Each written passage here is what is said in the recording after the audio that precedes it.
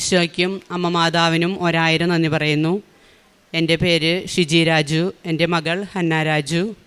ഞങ്ങൾ പെരുമ്പാവൂർ വല്ലം cent Teresa's ഫൊറോന ചർച്ചിൽ നിന്നാണ് വരുന്നത്.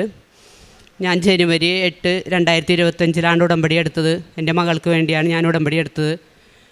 എൻ്റെ മകൾക്ക് ഡിസംബർ ക്രിസ്മസിൻ്റെ ആ ദിവസം ഒരു പനി വന്ന് ഞങ്ങൾ പെട്ടെന്ന് ഹോസ്പിറ്റലിൽ കൊണ്ടുപോയി. തൊട്ടടുത്ത ഹോസ്പിറ്റലാണ് കൊണ്ടുപോയത്, പെരുമ്പാവൂർ. അവിടെ ചെന്ന് മരുന്നെടുത്ത് വീണ്ടും ഞങ്ങൾ വീട്ടിലേക്ക് പോന്നു. വീട്ടിൽ പോന്ന് വീണ്ടും അവൾക്ക് വയ്യാതെയായി. പെട്ടെന്ന് ആൾ പറയുന്നതൊന്നും സ്ഥിരമല്ലാത്ത പോലെയായി. വീണ്ടും ഞങ്ങൾ ഹോസ്പിറ്റലിൽ കൊണ്ടുപോയി. ആ ഹോസ്പിറ്റലിൽ തന്നെ കൊണ്ടുപോയി അവിടെ അഡ്മിറ്റ് ചെയ്തു. അന്ന് രാത്രിയും ഇവൾ ഇങ്ങനെ പരസ്പര ബന്ധമില്ലാതെ സംസാരിക്കാൻ തുടങ്ങി. അപ്പോൾ ഡോക്ടറെയൊക്കെ വരുത്തി നേരം വെളുത്ത് ഡോക്ടർ വേറെ ഹോസ്പിറ്റലിലേക്ക് കൊണ്ടുപോകാൻ പറഞ്ഞു. ഒന്നുകിൽ രാജഗിരി അല്ലെങ്കിൽ ലിസിയിലേക്ക് കൊണ്ടുപോകാൻ പറഞ്ഞു. ഞങ്ങൾ പെട്ടെന്ന് തന്നെ ലിസിയിലേക്ക് ആംബുലൻസിലാണ് കൊണ്ടുവന്ന് പെട്ടെന്ന് എത്താനായിട്ട്. ലിസി ഹോസ്പിറ്റലിൽ വന്ന് അവർ പരിശോധിച്ചപ്പോഴൊന്നും മനസ്സിലാകുന്നില്ല. ഇപ്പോഴും സംസാരിക്കുന്നുണ്ട്, പക്ഷേ അവൾ പറയുന്നത് എന്താണെന്ന് അവൾക്ക് അറിയാൻ പാടില്ല. അങ്ങനെ അവർ MRI ചെയ്തു. MRI ചെയ്തപ്പോഴാണ് മനസ്സിലായത് ആഡം എന്ന് പറയുന്ന ഒരു അസുഖം, ADEM, അതായത് തലച്ചോറിനും സ്പൈനൽ കോഡിനും ബാധിക്കുന്ന ഒരു അസുഖമാണ്. അത് രണ്ടും ഇവൾക്ക് നന്നായിട്ട് ബാധിച്ചു. സ്പൈനൽ കോഡിനെ ബാധിച്ചത് കൊണ്ടാണ് പെട്ടെന്ന് ആൾ ഫ്ലാറ്റായത്, അതായത് പാരലൈസ്ഡ് ആയിപ്പോയി. പിന്നെ സംസാരിക്കാൻ പറ്റില്ല, കൈയും കാലമൊന്നും അനക്കാൻ പറ്റാത്തൊരവസ്ഥയിലേക്ക് മോളെ കൊണ്ടുപോയി. അങ്ങനെ മോളെ ICU വെൻറ്റിലേറ്ററിൽ കണക്ട് ചെയ്തു. കാരണം പെട്ടെന്ന് എപ്പോൾ എന്തെങ്കിലും സംഭവിക്കുകയോ ഇല്ലയോ എന്ന് അറിയാൻ പാടില്ലാത്തതുകൊണ്ട് വെൻറ്റിലേറ്ററും കണക്ട് ചെയ്തു. പീഡിയാട്രിക് ICUയിൽ അവളെ കയറ്റി. എൻ്റെ ഹസ്ബൻഡിൻ്റെ ചേട്ടൻ്റെ വൈഫ് ഇവിടെ വന്ന് ഉടമ്പടി എടുത്തിട്ടുണ്ടായിരുന്നു. ചേച്ചി കാശുരൂപം കൊണ്ടുവന്ന് ഞങ്ങളുടെ കയ്യിൽ തന്നു. ഞാനും ചേട്ടന് കാശുരൂപം വെച്ച് നേരം വെളുക്കുന്നവരെ പ്രാർത്ഥിക്കുമായിരുന്നു. മോളുടെ അടുത്തും കൊണ്ടുപോയി പ്രാർത്ഥിക്കും. അപ്പോൾ ഡോക്ടർ പറഞ്ഞത് ഈ അസുഖത്തിന് 6 മാസം, ചിലപ്പോൾ 1 വർഷം വരെ ഇങ്ങനെ പാരലൈസ്ഡ് ആയിട്ട് കിടക്കും. ചിലപ്പോൾ പെട്ടെന്ന് റിക്കവറായി പോരുകയും ചെയ്യും. നമുക്ക് 3, 5 ഈ ദിവസങ്ങളിലാണ് നമുക്ക് ഏകദേശം ഇവൾക്ക് ഇങ്ങനെ പെട്ടെന്ന് വ്യത്യാസങ്ങൾ വരുന്നുണ്ടോ എന്നറിയാൻ പറ്റുള്ളൂ. അതുപോലെ തന്നെ മെഡിസിനോടൊക്കെ റിയാക്റ്റ് ചെയ്യണം. MRIയുടെ റിസൾട്ട് വന്ന് അന്ന് തന്നെ മെഡിസിൻ ചെയ്യാൻ ഡോക്ടർ പറഞ്ഞു. അപ്പോൾ മെഡിസിനൊക്കെ ഭയങ്കര കോസ്റ്റ്ലിയാണ്. അപ്പോൾ ഡോക്ടർ വെച്ച് നിങ്ങളെ കൊണ്ട് സാധിക്കുമോ, ഇത് നല്ല കോസ്റ്റ്ലിയുള്ള മരുന്നുകളാണെന്ന് വെച്ചു. അപ്പോൾ കാശിൻ്റെ കാര്യം നോക്കണ്ട, ഡോക്ടർ അത് ചെയ്തോ എന്ന് പറഞ്ഞു. അങ്ങനെ മരുന്നുകൾ സ്റ്റാർട്ട് ചെയ്തു. പക്ഷേ ഒന്നിനോട് ഇവൾ പ്രതികരിക്കുന്നുണ്ടായില്ല. ആളെ ഇടയ്ക്ക് കണ്ണു തുറക്കെങ്കിലും നമ്മളിന്ന് മനസ്സിലാവോ, അങ്ങനെയൊന്നും ഇല്ലാത്ത ഒരവസ്ഥയിലേക്ക് പോയി. ഈ ചേച്ചി നന്നായി കാശുരൂപം വെച്ച് ഞങ്ങൾ എന്നും പ്രാർത്ഥിക്കും. ഓരോ ദിവസം നേരം വെളുക്കുമ്പോൾ ഞങ്ങൾ മോൾക്ക് വല്ല വ്യത്യാസമുണ്ടോ എന്ന് നോക്കും. പക്ഷേ ഡോക്ടർ പറയും ഒരു വ്യത്യാസമില്ല, അങ്ങനെ തന്നെയാണ് എന്ന് പറയും. അങ്ങനെ 3 ദിവസം കഴിഞ്ഞു. അപ്പം ചേട്ടൻ്റെ മകൾ ഡോക്ടറാണ്. അപ്പോൾ പറഞ്ഞു നമുക്കിനി ഇവിടെ കിടത്തണോ, രാജഗിരിയിലേക്ക് കൊണ്ടുപോകാം എന്ന് പറഞ്ഞു. അപ്പോൾ ചേട്ടൻ്റെ മോള് മറ്റ് ഡോക്ടർമാരായിട്ട് കോണ്ടാക്ട് ചെയ്തു. അപ്പോൾ പറഞ്ഞു എവിടെ ചെന്നാലും ഈ ട്രീറ്റ്മെൻറ്റാണ്, ഇത് കുറച്ച് ദിവസം കിടക്കും, ചിലപ്പോൾ മോള് റിയാക്ട് ചെയ്യണം. പിന്നെ ഈ ഒരു അവസ്ഥയിൽ വെൻറ്റിലേറ്റർ കണക്ഷനോടുകൂടി മോളെ വേറെ ഹോസ്പിറ്റലിലേക്ക് മാറ്റാൻ സാധിക്കില്ല, അതുകൊണ്ട് നമുക്കിവിടെ തന്നെ തുടരാമെന്ന് പറഞ്ഞു. അങ്ങനെ ഞങ്ങൾ അവിടെ തന്നെ 3 ദിവസം ഞങ്ങൾ പീഡിയാട്രിക് ICUയിൽ കിടന്നു. അതിന് ശേഷം ഇവൾക്ക് ഇനി എയർബെഡിൽ കിടത്തണം. അപ്പോൾ അതുകൊണ്ട് ന്യൂറോ ICUയിലേക്ക് മാറ്റി. ആ മാറ്റുന്ന സമയത്ത് അവിടെ ചാപ്പലുണ്ട്. അപ്പം ഞാൻ നിത്യാരാധന കേന്ദ്രമുള്ള, അപ്പോൾ എപ്പോഴും ഞാൻ അവിടെ പോയിരുന്നാണ് പ്രാർത്ഥിക്കുന്നത്. ഞാൻ മോളുടെ അടുത്തേക്ക് എപ്പോഴും ICUയിലായതുകൊണ്ട് നമ്മൾ കയറ്റില്ലല്ലോ. അപ്പോൾ അവിടെ ഇരുന്നാണ് എപ്പോഴും ഞാൻ ഇരിക്കാറ്. അപ്പോൾ ആ പീഡിയാട്രിക് ICUന്ന് മാറ്റിയപ്പോൾ ഓൾറെഡി ഞാൻ പോയില്ല മോളെ ഇറക്കണത് കാണാനായിട്ട്. അതിനെ ന്യൂറോ ICUയിലേക്ക് മാറ്റി. അപ്പോൾ ഞാൻ എല്ലാവരും എന്നോട് പറഞ്ഞു മാതാവിൻ്റെ അടുത്ത് പോയി ഉടമ്പടി എടുക്കും, മോൾക്ക് വ്യത്യാസം വരും എന്ന് പറയും. അപ്പോൾ ഞാൻ പറഞ്ഞു എനിക്കൊരു ചെറിയൊരു വ്യത്യാസം മോളിൽ കാണിച്ചാൽ ഞാനിവിടെ വന്ന് ഉടമ്പടി എടുത്തേക്കാം അങ്ങനെ പറഞ്ഞു. അങ്ങനെ ന്യൂറോ ICUയിലേക്ക് മാറ്റിയതിന് ശേഷം 2 ദിവസം കഴിഞ്ഞ് അപ്പോൾ ഡോക്ടർ പറഞ്ഞു എപ്പോഴും നമ്മൾ മകളെ വിളിച്ചുകൊണ്ടിരിക്കണം, കാരണം അവളൊരു അനങ്ങിയാലാണ് അവൾക്ക് ഇങ്ങനെ ബോധം വരുള്ളൂ, എപ്പോഴും സെഡേഷനിലാണ്. അങ്ങനെ ഞാൻ ഒരു 5 ദിവസം കഴിഞ്ഞപ്പോൾ വിളിച്ചപ്പോൾ അവൾ പെട്ടെന്ന് ഇങ്ങനെ റിയാക്ട് ചെയ്തു, എന്നെ കണ്ടു. ആ ഒരു ഇതിൽ അവൾ ഒത്തിരി കരഞ്ഞു, അതുപോലെ തന്നെ ഞാനും കരഞ്ഞു. പക്ഷേ അതൊരു നിമിഷം മാത്രം, പിന്നെ അത് അവൾക്ക് അതിൽ ഓർമ്മയോ അങ്ങനെയൊന്നുമില്ല. അപ്പോൾ തന്നെ ഞാൻ ചേച്ചിയോട് പറഞ്ഞു നമുക്ക് വന്ന് ഉടമ്പടി എടുക്കാം. അങ്ങനെ പിറ്റേ ദിവസം വന്ന് ഞാനും ചേച്ചിയോടെ വന്ന് ഉടമ്പടി എടുത്തു. ഉടമ്പടി എടുത്ത് ഹോസ്പിറ്റലായതുകൊണ്ട് നമുക്ക് പ്രാർത്ഥിക്കാനും ഇതൊക്കെ വെച്ച് ബുദ്ധിമുട്ടാണ്. പക്ഷേ ഞങ്ങളൊരു റൂം എടുത്തിട്ടുണ്ടായിരുന്നു. അവിടെ ഞാനും ചേട്ടനും രാത്രി പോയി തിരികത്തിച്ച് പ്രാർത്ഥിക്കുമായിരുന്നു. രാവിലെയും വൈകിട്ടും അവിടുത്തെ ചാപ്പലിൽ കുർബാനയും കൂടുമായിരുന്നു. എപ്പോഴും നമ്മൾ ICUയിലേക്ക് കടത്തില്ലല്ലോ. അപ്പോൾ ഒത്തിരി സിസ്റ്റേഴ്സും അച്ഛന്മാരും ഒക്കെ ഉണ്ട് അവിടെ, എപ്പോഴും മോളുടെ അടുത്ത് വന്ന് പ്രാർത്ഥിക്കും. പക്ഷേ അവരൊക്കെ തിരിച്ചു പോകുമ്പോൾ നമ്മളെ നോക്കാൻ പറ്റാത്തൊരവസ്ഥയായതുകൊണ്ട് അവർ പ്രാർത്ഥിച്ച് അങ്ങനെ പോകുമായിരുന്നു. എല്ലാവരും മോൾക്ക് വേണ്ടി പ്രാർത്ഥിക്കും, കാരണം പെട്ടെന്ന് അങ്ങനെ ഒരു അവസ്ഥ വന്നതുകൊണ്ട്. ഞാൻ ഉടമ്പടി എടുത്ത് പിറ്റേ ദിവസം അവിടെ ചെന്ന് ഞാൻ മോളോട് വീട്ടിൽ ചെന്ന് പറഞ്ഞു. അവൾക്ക് ഓർമ്മയൊന്നുമില്ല, എന്നാലും പറഞ്ഞു ഞാൻ മാതാവിൻ്റെ ഉടമ്പടി എടുത്തിട്ടുണ്ട്, മോൾക്ക് ഒരു കുഴപ്പം വരത്തില്ല, മാതാവ് ഇനി മോൾ പേടിക്കേണ്ട, മാതാവ് മോൻ്റെ കൂടെ തന്നെ ഉണ്ടെന്ന് പറഞ്ഞു. അങ്ങനെ ഉടമ്പടി വസ്തുക്കൾ വെച്ച് ഞാൻ എന്നും തൈലമൊക്കെ പൂശി പ്രാർത്ഥിക്കായിരുന്നു. ഉപ്പ് ഇവളുടെ ഐസ് ബെഡിൽ വിതറായിരുന്നു. അങ്ങനെ അവൾ പതിയെ വലത്ത് കൈ ആദ്യം അനക്കി, അത് കഴിഞ്ഞ് ഇടത്തെ കാലും അനക്കി. അപ്പോൾ ഡോക്ടർ പറഞ്ഞു കുറച്ച് ദിവസം അവൾ വ്യത്യാസം വരുത്തുന്നുണ്ട്, കുഴപ്പമില്ല, നമുക്ക് മുന്നോട്ട് പോയപ്പോൾ അവൾ മരുന്നിനോടൊക്കെ പ്രതികരിച്ചു തുടങ്ങി, ഇവൾ റിക്കവറായി പോരുന്നുണ്ട് എന്ന് പറഞ്ഞു. അത് കഴിഞ്ഞപ്പോൾ ഇവളുടെ മുഖത്താണ് മൊത്തം ട്യൂബുകളൊക്കെ ഘടിപ്പിച്ചിരുന്നത്. അപ്പോൾ അത് മാറ്റാൻ വേണ്ടിയിട്ട് റെറ്റ്യൂസ്മി എന്ന് പറഞ്ഞ സംഭവം തൊണ്ടയിൽ ചെയ്തു. അതായത് തൊണ്ടയിൽ നേരിട്ട് വെൻറ്റിലേറ്ററും ഓക്സിജൻ ട്യൂബൊക്കെ പിടിപ്പിച്ചു. അതുകൊണ്ട് പിന്നെ ഇനി അവൾ പിന്നെ സംസാരിക്കില്ല.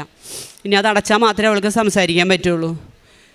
എന്നിട്ട് തൈലമൊക്കെ പറ്റി എല്ലാ ദിവസവും പ്രാർത്ഥിച്ചതിൻ്റെ ഒരു 2-3 ദിവസം കഴിഞ്ഞപ്പോഴേക്കും ഇവളെ പതിയെ കസേരയിൽ എഴുപ്പിച്ചിരുത്തി. അവിടുത്തെ സിസ്റ്റേഴ്സ് നഴ്സുമാർ എഴുന്നേൽപ്പിച്ചിരുത്തി. അപ്പോൾ പതിയെ ഇരിക്കെങ്കിലും നമ്മൾ സപ്പോർട്ട് കൊടുക്കണം, അല്ലെങ്കിൽ അവൾ ഇഴുകി താഴെ പോകുമായിരുന്നു. അത് കഴിഞ്ഞപ്പോൾ ഡോക്ടർ പറഞ്ഞു ഇത് കൊച്ചല്ലേ, അതുകൊണ്ട് നമ്മൾ ഒരുപാട് നാളും വെയിറ്റ് ചെയ്ത് കഴിഞ്ഞാൽ പറ്റില്ല, അപ്പോൾ നമുക്ക് വേഗം തന്നെ അടുത്ത കോഴ്സ് തുടങ്ങും. ഒരു പ്ലാസ്മ ഫെറിസ് എന്ന് പറഞ്ഞൊരു ഡയാലിസിസ് ഉണ്ട്. അത് ബ്ലഡ് നമ്മുടെ ശരീരത്തിൽ നിന്ന് വലിച്ചെടുത്തിട്ട് പുതിയ ബ്ലഡ് കയറ്റുന്ന ഒരു പ്രോസസ്സാണ്. അപ്പോൾ ഞാൻ ഡോക്ടറോട് പറഞ്ഞു വേണ്ട, അത് കയറ്റേണ്ട, മാതാവ് അവളെ നടത്തിച്ചോളും, അത് ഇത്തിരി റിസ്ക് പിടിച്ചതാണ്, കാരണം ലിവറിനൊക്കെ ചിലപ്പോൾ കോംപ്ലിക്കേഷൻ വരും, അപ്പോൾ അത് വേണ്ട എന്ന് പറഞ്ഞു. അപ്പോൾ അന്ന് തന്നെ ഞാൻ ചേച്ചിയോട് പറഞ്ഞു നമുക്ക് അച്ഛനെ വിളിച്ച് നോക്കാം, അച്ഛനെ നാളെ കാണാൻ പറ്റുമോ. അങ്ങനെ ഞങ്ങൾ വിളിച്ച് നോക്കി, പറഞ്ഞു കുഴപ്പമില്ല, അച്ഛനെ വന്ന് കാണാം, ഫോട്ടോ കൊണ്ടുവരണമെന്ന് പറഞ്ഞു. പക്ഷേ വെൻറ്റിലേറ്ററിൽ കിടന്ന ഫോട്ടോ ഞങ്ങൾക്ക് അവിടെ നിന്ന് കിട്ടിയില്ല. എങ്കിലും ഞങ്ങളിവിടെ വന്നു. ഇവിടെ വന്നപ്പോൾ ഇവർ ഫോട്ടോ വേണമെന്ന് പറഞ്ഞതുകൊണ്ട് ഞാൻ മോളെ അഡ്മിറ്റ് ആക്കിയപ്പോൾ ജസ്റ്റ് ഒരു ഫോട്ടോ എടുത്തിട്ടുണ്ടായിരുന്നു. ആ ഫോട്ടോ കൊടുന്ന് ഞാൻ അച്ഛനെ കണ്ട് പ്രാർത്ഥിച്ചു. അങ്ങനെ അച്ഛൻ കൈവയ്പ്പ് സൂക്ഷിച്ചിട്ട് പ്രാർത്ഥിച്ചു. അപ്പോൾ ഞാൻ പറഞ്ഞു മോള് സംസാരിച്ചിട്ടില്ല. അപ്പോൾ അച്ഛൻ എന്നെ അങ്ങനെ കണ്ണടച്ച് കാട്ടി അങ്ങനെ എനിക്ക് കാശുരൂപം അച്ഛൻ പ്രാർത്ഥിച്ചു തന്നു. അത് ഞാൻ കൊണ്ടുവന്ന് ഇവളുടെ കൊന്തയിൽ കയ്യിലിടിക്കാൻ പറ്റുള്ളൂ. ആ കയ്യിലിടിച്ച് ഞാൻ പിറ്റേ ദിവസം തന്നെ ഡോക്ടർ രാവിലെ റൗണ്ട്സിന് വന്നപ്പോൾ പറഞ്ഞു നമുക്ക് പ്ലാസ്മ ഫെറിസ് ഡയാലിസിസ് വേണ്ട, മോള് കാലനക്കുന്നുണ്ടെന്ന് പറഞ്ഞു. അങ്ങനെ പിന്നെ അവൾ ഒരാഴ്ച കഴിഞ്ഞപ്പോഴത്തേക്കും പെട്ടെന്ന് എനിറ്റിരിക്കാനും നമ്മൾ സഹായം ഉണ്ടെങ്കിലും കൈയും കാലൊക്കെ അനക്കാനും തുടങ്ങി. പിന്നെ 27 ദിവസം ഞങ്ങൾ ICU വെൻറ്റിലേറ്ററിൽ കിടന്നു. പിറ്റേ ദിവസം ഞങ്ങൾ റൂമിലേക്ക് കടത്തിയപ്പോൾ തന്നെ ഞങ്ങൾ ഒപ്പം അവളെ 2 കൈയും പിടിച്ച് നടത്തിക്കാനും ഇതിനൊക്കെ നോക്കി. പെട്ടെന്ന് മാതാവ് ഓരോ അനുഗ്രഹങ്ങളാണ് മോൾക്ക് ചെയ്തിട്ടുണ്ട്. പിന്നെ മോൾക്ക് ഓർമ്മ വന്നപ്പോൾ തുടങ്ങി മോള് മാതാവിനെ കുറിച്ച് പ്രാർത്ഥിക്കാനും ഞങ്ങളോട് ചോദിക്കാനും. അപ്പോൾ ഞാൻ എപ്പോഴും പറയും മോളെ മാതാവ് കൂടെയുണ്ട്, മോള് പേടിക്കണ്ട, നമുക്ക് ഇത്രയും തന്നില്ലേ, ഇനി മാതാവ് മോളെ നടത്തിച്ചോളും. പിന്നെ മോളെ SSLC ആയിരുന്നു കഴിഞ്ഞ വർഷം.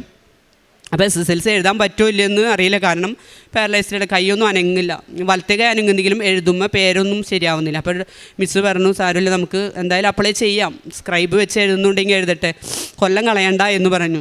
അപ്പോൾ ഇവൾക്ക് റിക്കവർ ആയതിനു ശേഷം ഇവൾ പറയും ഞാൻ തന്നെ SSLC എഴുതുമ്പോൾ എൻ്റെ പരീക്ഷ ആരും എഴുതണ്ട, എനിക്ക് പറ്റാവുന്ന രീതിയിൽ ഞാൻ എഴുതും, എനിക്ക് മാതാവ് ഇത്രയും തന്നില്ല, അനുഗ്രഹം കൂടി എനിക്ക് മാതാവ് തരും. ഞങ്ങൾ അവിടെ നിന്ന് ഡിസ്ചാർജ് ചെയ്തു. 1 മാസം കറക്റ്റ് ഞങ്ങൾ പിറ്റേ ദിവസം ഞങ്ങൾ വീട്ടിൽ നിന്ന് ഡിസ്ചാർജ് ചെയ്ത് വീട്ടിലേക്ക് പോകുന്നു. അപ്പോൾ ഞാൻ മാതാവിനോട് ഇങ്ങനെ പ്രാർത്ഥിച്ചോളൂ, എനിക്ക് ഹോസ്പിറ്റലിൽ നിന്ന് പോകുമ്പോഴത്തേക്കും എൻ്റെ മോള് പരമാവധി നടക്കാൻ കഴിയണം, ഞങ്ങളോട് സഹായിച്ചെങ്കിലും മകൾ നടക്കണം, അതേപോലെ സംസാരിക്കണം. അപ്പോൾ ഇവൾക്ക് ഈ തൊണ്ടയിൽ ഇത് ചെയ്തുകൊണ്ട് ഡോക്ടർ അത് അടച്ചാൽ മാത്രമേ സംസാരിക്കാൻ പറ്റുള്ളൂ എന്ന് പറഞ്ഞു. പക്ഷേ ഇവൾ പെട്ടെന്ന് റിക്കവർ ആയത് കണ്ടിട്ട് ഡോക്ടർ പറഞ്ഞു നമുക്കത് അടയ്ക്കാം, അവൾക്ക് കുഴപ്പമില്ല. എൻഡോസ്കോപ്പി ചെയ്യാൻ നോക്കിയപ്പോൾ അവൾ സമ്മതിച്ചില്ല. അങ്ങനെ ഡോക്ടർ നേരിട്ട് ഭക്ഷണം കൊടുത്തു, അവളത് കഴിച്ചു, അന്ന് തന്നെ അത് അടയ്ക്കുകയും ചെയ്തു. പിന്നെ അവൾ ഭക്ഷണം കഴിച്ചു തുടങ്ങി. അപ്പോൾ 1 മാസം ട്യൂബിക്കോടെയായിരുന്നു ഭക്ഷണം, വേറെ ഒന്നും തന്നെ അവൾ ഭക്ഷിച്ചിട്ടില്ല. പിന്നെ ഇത് അടച്ച പിന്നെ അവൾക്ക് ചെറുതായിട്ട് കഞ്ഞി കൊടുക്കും. പിന്നെ അവൾ സംസാരിച്ചു. അപ്പോൾ അത് അടച്ചപ്പോൾ തന്നെ അവൾ സംസാരിച്ചു.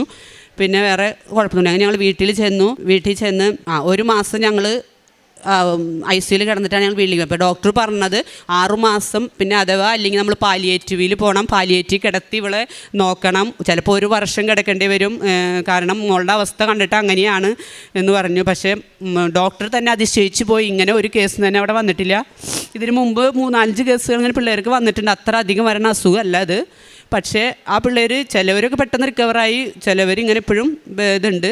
ഈ മോള് പക്ഷേ ഒരിക്കലും ഞങ്ങൾ പ്രതീക്ഷിക്കാത്തൊരു അത്ഭുതമാണ് നടന്നതാണ്. അങ്ങനെ പറഞ്ഞു. ഞങ്ങൾ വീട്ടിൽ വന്ന് മോൾക്ക് വേണ്ട എല്ലാ കാര്യങ്ങളും ചെയ്തു. ഞാൻ പതുക്കെ അവൾ തന്നെ റിക്കവറായി, അവൾ തന്നെ SSLC എഴുതാൻ അവൾ തന്നെ കൂടുതൽ എൻ്റർടൈൻമെൻറ്റ് ചെയ്ത് ടീച്ചർമാരും എല്ലാവരും വന്ന് സഹായിച്ച് അങ്ങനെ അവൾ SSLC എഴുതി. സ്ക്രൈബ് വെച്ചെങ്കിലും അവൾ സ്ക്രൈബിൻ്റെ ആവശ്യമില്ലാതെ തന്നെ SSLC എഴുതി. ആ കറക്റ്റ് ടൈമിങ്ങിന് തന്നെ എക്സാമൊക്കെ തീർത്തു. SSLC റിസൾട്ട് അവൾ നല്ല മാർക്കോടെ പാസ്സായി. 3A+, 6 Aയും ഒരു B+ഓടി മോൾ പാസ്സായി.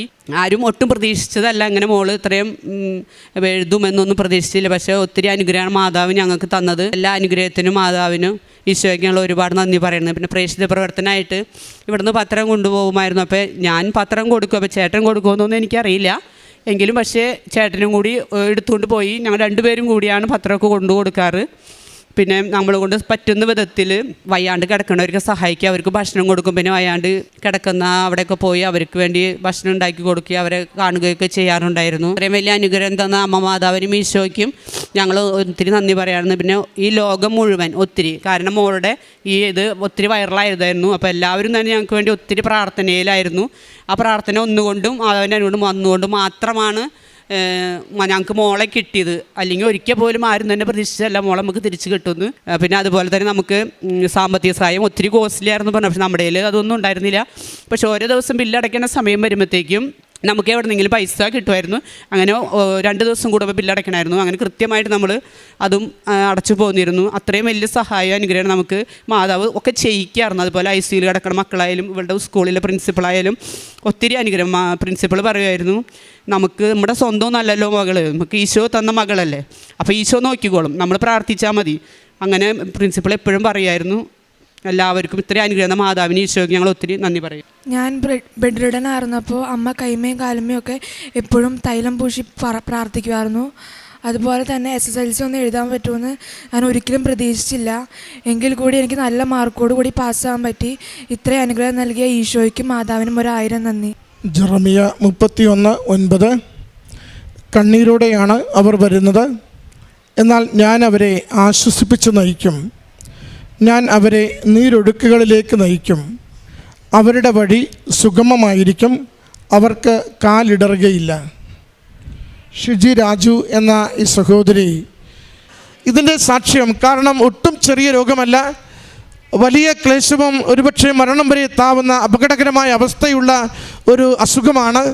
എന്നാൽ അമ്മ മാതാവ് തൻ്റെ കരങ്ങളിൽ പൊന്നുപോലെ എടുത്ത് സമയച്ചുരുക്കത്തിൻ്റെ അമ്മ, അസാധ്യമായത് സാധിച്ചു കൊടുക്കുന്ന അമ്മ, എല്ലാവരും കൈവിട്ടതിനെ ഏറ്റെടുത്തുകൊണ്ട് കരുതലോടുകൂടി സൗഖ്യവും ആരോഗ്യവും കരുതലും നൽകുന്ന അമ്മ ആ മകളെ എങ്ങനെയാണ് തൻ്റെ ഉടമ്പടിയിലൂടെ ഏറ്റെടുത്തുകൊണ്ട് പൂർണ്ണമായ ആരോഗ്യത്തിലേക്ക് നയിച്ചതെന്ന് സാക്ഷ്യപ്പെടുത്തുകയാണ്. ഇത് സംഭവിക്കുന്നത് ഡിസംബർ 26-ാം തീയതി മുതലാണ്. ഡിസംബർ മാസം 26-ാം തീയതി ജനുവരി മുഴുവനും മകൾ ഏതാണ്ട് അവസാന ദിവസങ്ങൾ വരെ വെന്റിലേറ്ററിലാണ്. ഫെബ്രുവരിയിലാണ് മകളൊന്ന് എഴുന്നേറ്റിരിക്കുവാനും ഒന്ന് വെച്ച് നടക്കുവാനും പരസഹായത്തിൽ നടക്കുവാനും പോകുന്നത്. അപ്പോഴും കൈകാലുകൾക്ക് ആരോഗ്യം പൂർണ്ണമായിട്ടില്ല. ഈ മകളാണ് മാർച്ച് മാസം SSLC പരീക്ഷ എഴുതുന്നത്. ഈ കഴിഞ്ഞ മാർച്ച് മാസത്തെ SSLC സ്ക്രൈബിനെ വെച്ച് എഴുതുവാൻ വേണ്ടി എല്ലാവരും മകളോട് പറയുമ്പോൾ കൈക്ക് വേഗതയില്ല, കൈ ചലിക്കിച്ച് തുടങ്ങുന്നതേ ഉള്ളൂ, ഒന്നും ചെയ്യുവാൻ അവൾക്ക് സ്വയമേവ ഇപ്പോൾ പറ്റാത്ത അവസ്ഥയാണ്. കൂട്ടത്തിലിരുത്തുവാൻ പറ്റില്ല, പ്രത്യേക മുറിയിലെ ഇരുത്തുവാൻ പറ്റുകയുള്ളൂ. അങ്ങനെ ശാരീരികമായി മുഴുവനും തളർച്ചയുള്ളപ്പോൾ മകൾ പറയുന്നുണ്ട്, എൻ്റെ അമ്മ മാതാവ് ഇത്രത്തോളം എന്നെ എത്തിച്ചെങ്കിൽ ഈ പരീക്ഷ എന്നെക്കൊണ്ട് എഴുതിക്കുവാൻ അമ്മയ്ക്ക് സാധിക്കും. അമ്മയിൽ ശരണപ്പെട്ടുകൊണ്ട് ഞാനിത് എഴുതുകയാണെന്ന്. ചെറിയ വിജയമല്ല മകൾക്ക് കിട്ടിയത്. 3A+, 6A, ഒരു B+. എത്ര സുന്ദരമായി, എത്ര അത്ഭുതകരമായി തൻ്റെ ജീവിതത്തെ സംരക്ഷിക്കുകയും തൻ്റെ തുടർ പഠനത്തിന് വഴിയൊരുക്കി തരികയും തന്നെക്കൊണ്ട് തന്നെ പരീക്ഷ എഴുതിക്കുവാൻ തൻ്റെ കരങ്ങൾക്ക് ബലവും തൻ്റെ ബുദ്ധിക്ക് പ്രകാശവും തൻ്റെ പഠിച്ചതൊക്കെയും തിരികെ ഓർമ്മയിലേക്ക് തക്ക സമയത്ത് കൊണ്ടുവന്ന് തന്നുകൊണ്ട് അമ്മ മാതാവ് എങ്ങനെ ഈശോയും അമ്മ മാതാവും ചേർന്ന മകളെ സംരക്ഷിക്കുകയും അത്ഭുതകരമായ സൗഖ്യവും അത്ഭുതകരമായ വിജയവും അമ്മ മാതാവിൻ്റെ സാന്നിധ്യം അനുഭവിച്ചുകൊണ്ട് ജീവിക്കുവാനുള്ള സഹായവും നൽകിയെന്ന് ഈ അൾത്താരയിൽ മകൾ സാക്ഷ്യപ്പെടുത്തുകയാണ്. മകൾ പലപ്പോഴും അമ്മയോട് പറയും, അമ്മ എവിടെ നിന്നറിയില്ല മുല്ലപ്പൂ ഗന്ധം കിട്ടുന്നുവെന്ന്. അമ്മ പറഞ്ഞപ്പോൾ ഇവിടെ വിട്ടുപോയതാണത്. പലപ്പോഴും മകൾ അമ്മയോട് പറയും, എവിടെ നിന്നറിയില്ല വല്ലാതെ മുല്ലപ്പൂ ഗന്ധം കിട്ടുന്നുവെന്ന്. തിരിച്ച് അമ്മ മോളോട് പറയും, മോളെ അമ്മ മാതാവിൻ്റെ സാന്നിധ്യമാണെന്ന്. ഇത് സന്തോഷത്തോടു കൂടി ഈ കുടുംബം ജീവിതം വല്ലാതെ പതറിയ ഉലഞ്ഞ നിമിഷങ്ങളിൽ നാളുകളിൽ ഉടമ്പടിയിൽ അമ്മ മാതാവിൽ ശരണപ്പെട്ടുകൊണ്ട് എങ്ങനെ വിശ്വാസം തിരികെ പിടിച്ചു, എങ്ങനെ ജീവിതം തിരികെ പിടിച്ചു, എങ്ങനെ മറ്റുള്ളവർക്ക് മുമ്പിൽ അമ്മയുടെ പ്രത്യക്ഷീകരണത്തിന് സാക്ഷിയാകുവാൻ വേണ്ടി തങ്ങളുടെ നേർച്ച വസ്തുക്കളുടെ പ്രയോഗം ഇത് സൗഖ്യപ്പെടുത്തുന്ന ഔഷധമായും ഇത് ബലപ്പെടുത്തുന്ന അഭിഷേകമായും മാറുമെന്ന ബോധ്യത്തോടു കൂടി മകൾക്ക് നൽകിയെന്ന് ഈ കുടുംബം ഈ അൾത്താരയിൽ സാക്ഷ്യപ്പെടുത്തുകയാണ്. ഈ കുടുംബത്തിന് ലഭിച്ച, ഈ മകൾക്ക് ലഭിച്ച വലിയ ദൈവാനുഭവങ്ങൾക്കും സൗഖ്യത്തിനും അമ്മ മാതാവിനും തിരുക്കുമാരനും നന്ദി പറഞ്ഞുകൊണ്ട് കരങ്ങളടിച്ച് ഈ സാക്ഷ്യം സമർപ്പിക്കാം. അത്യപൂർവ ദൈവാനുഭവങ്ങൾ ഇനി നിങ്ങൾക്കും സ്വന്തം. ഈ യൂട്യൂബ് ചാനൽ ഇതുവരെ സബ്സ്ക്രൈബ് ചെയ്തിട്ടില്ലെങ്കിൽ ഇപ്പോൾ തന്നെ സബ്സ്ക്രൈബ് ചെയ്യുക. ഈ വീഡിയോ ഇപ്പോൾ തന്നെ നിങ്ങളുടെ സുഹൃത്തുക്കൾക്ക് ഷെയർ ചെയ്തുകൊണ്ട് കർത്താവിൻ്റെ പ്രേക്ഷിതരാകുക.